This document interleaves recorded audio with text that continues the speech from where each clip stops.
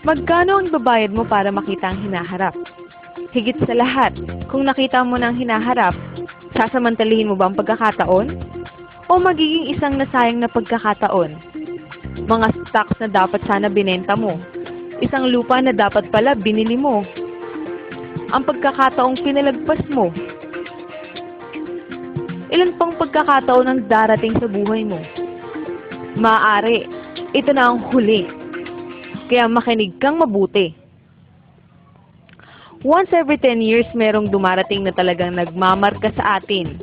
Noong 70s, lumabas ang VCRs. Noong 80s naman, sumikat ang mga personal computer. Dekada 90, nauso ang internet. Ang mga taong sumabay sa kalakasan ng personal computers noong 80s, naging mga milyonaryo. Yung mga matatalinong ginamit naman ng internet upang magpayaman noong 90s, mga bilyonaryo na. Ano sa tingin mo ang mangyayari sa susunod na 10 taon? Sa best-selling books na The Next Trillion and Wellness Revolution ng kilalang economist na si Paul Zane Pilzer, sinabi niya na sa dekadang ito, may additional $1 trillion every year ang magagastos ng US sa industriya ng kalusugan o wellness industry. Ang mga healthy people ay bibigyan ng mga products that will make them feel even healthier, look better, at pababagalin ng epekto ng pagtanda o para maiwasan ang development ng sakit. Isipin mo, 20 years ago, hindi mo man marinig ang tinatawag na wellness industry. Pero ngayon, nagkakahalaga ng mahigit kumulang sa $300 billion ang yearly sales sa industriyang ito sa US. Halos kaparehas ng bentahan ng sasakyan sa US. Ngayon, ito ay nagkakahalaga ng $300 billion kada taon. But by the end of this decade, $1 trillion na ang halaga nito. That's equivalent to $1,000 billion a year. Para sa hindi mahilig sa math, lalago ito ng 300%. Paano mangyayari ang ganong paglago? Paano nalaman na lalago ito ng ganon? Dahil yan sa mga baby boomers. Naririnig mo na sila this past 20 years. Sila ang mahawak ng ating economy for over 20 years. Ito na ang tamang panahon para makasama ka dito. Ang mga baby boomers ay umiidad 40s and 50s. Ito ang mga taon ng kalakasan ng kanilang pagkita. Mas maraming dollars at maraming panggastos. Ang mga boomers ang nagpalago sa housing industry, SUVs, personal computers at internet. In short, ang mga baby boomers ang bumubuo sa 6 trillion ng $12 trillion economy ng US. Although less than 30% sila ng US population, binubuo nila ang kalahati ng gross domestic product ng US. Higit sa lahat, nakahanda silang magdagdag ng 1 trillion sa $6 trillion na ginagastos nila para mapanatili ang isang bagay na higit pa sa kanilang SUV, kondo o computer man. Ang kanilang kabataan. Anti-aging, health, wellness. Yan ang next big thing. Sa pamamagitan ng kanilang pagpapatakbo ng kanilang buhay, ang mga baby boomers ay gumagawa ng isang revolusyon sa wellness industry at ito ay mabilis na nangyayari. Tignan mo lang kung paanong ang mga pagbabagong inaabot dati ng mga 10 taon, ngayon nangyayari na lang in a few years or less. Nung maimbento ni Henry Ford ang Model T noong 1908, inabot ng 70 years bago naging $1 trillion ang industriya ng mga sasakyan. Nang ilabas ng IBM ang pinakaunang personal computer noong 1981, inabot lang ng 10 years upang maging $1 trillion ang computer industry at malagpasan ang industriya ng mga sasakyan. Ngayon, lalagpasan pa ng wellness industry ang $1 trillion sa susunod lamang na 5 taon. $1 trillion. That's $2.7 billion every day. $114 million every hour. $1.9 million every minute. Noong 1990s, umakyat ang bilang ng mga pamilyang milyonaryo sa US. Mula 3.6 million, naging 7.2 million millionaire families. Ang prediction ng ekonomistang si Pilzer, madaragdagan ng another 3.6 million families ang magiging millionaire sa susunod na 5 taon. Marami sa kanila magmumula sa wellness industry. Paano ka makakasama sa paglagong ito? May 4 kang paraan. Una, bilang isang practitioner. Ikalawa, bilang isang manufacturer. Ikatlo, bilang isang retailer. O pang-apat, bilang isang distributor.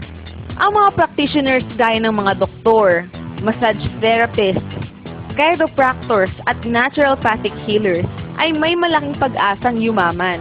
Yan ay kung kaya nilang bayaran ng kanilang mga personal loans, insurance companies at iba't ibang hulugan. At kung kaya nilang ipagpalit ang oras at panahon nila kahit sa kanilang pamilya para sa pera. Maganda rin maging isang manufacturer. Iyan ay kung may daan-daang milyon ka pang invest sa infrastructures, patents, research, shipping and receiving at kung ano-ano pa. Retailing, tignan natin. Meron kang pambayad sa franchise fees?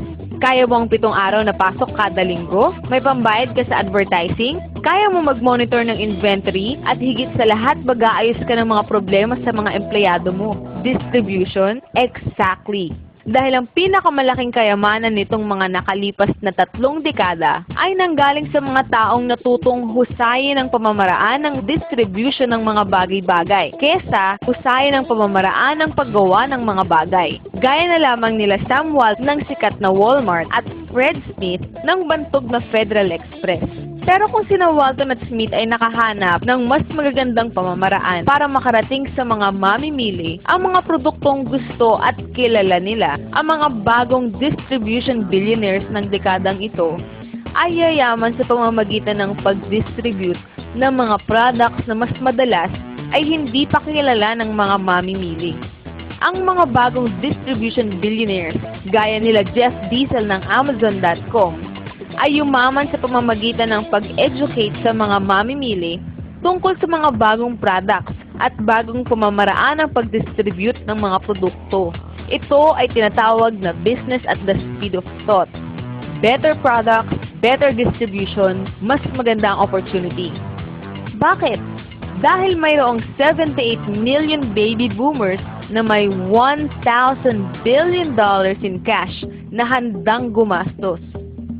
Gusto nilang mag-drive ng sports cars, mamasyal, mag-enjoy, ayaw nilang tumanda, at handa silang gumastos para lamang manatiling bata, malusog, at puno ng buhay. Sa susunod na 5 taon, ang mga US baby boomers ay gagastos para sa mga produktong may kinalaman sa kalusugan.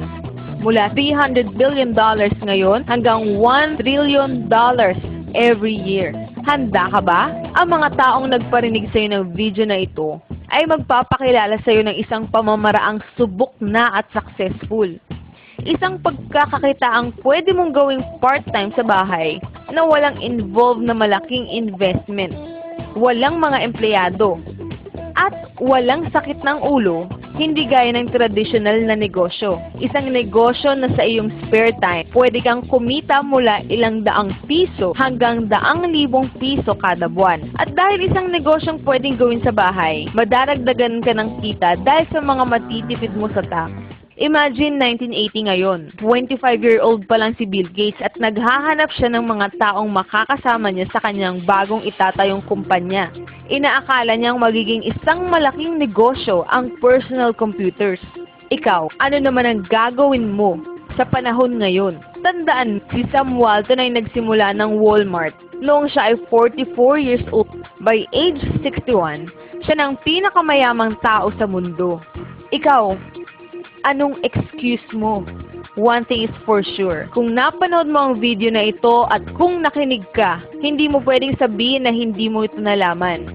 Kapag ang mga anak mo at mga apo mo nagtanong tungkol sa mga naging mayaman noong early 21st century, anong sasabihin mo sa kanila? Are you going to explain kung paanong sinamantala mo ang pagkakataon kaya't umasenso ka? O lagi ka nalang magdadahilan sa kanila kung bakit mahirap ang buhay ninyo? Ang mga impormasyon dito ay tunay. Ang timing ay tunay. Ilang pagkakataon pa ang darating sa iyo. Ano man ang gagawin mo, huwag na huwag mong palalagpasin ang isang ito.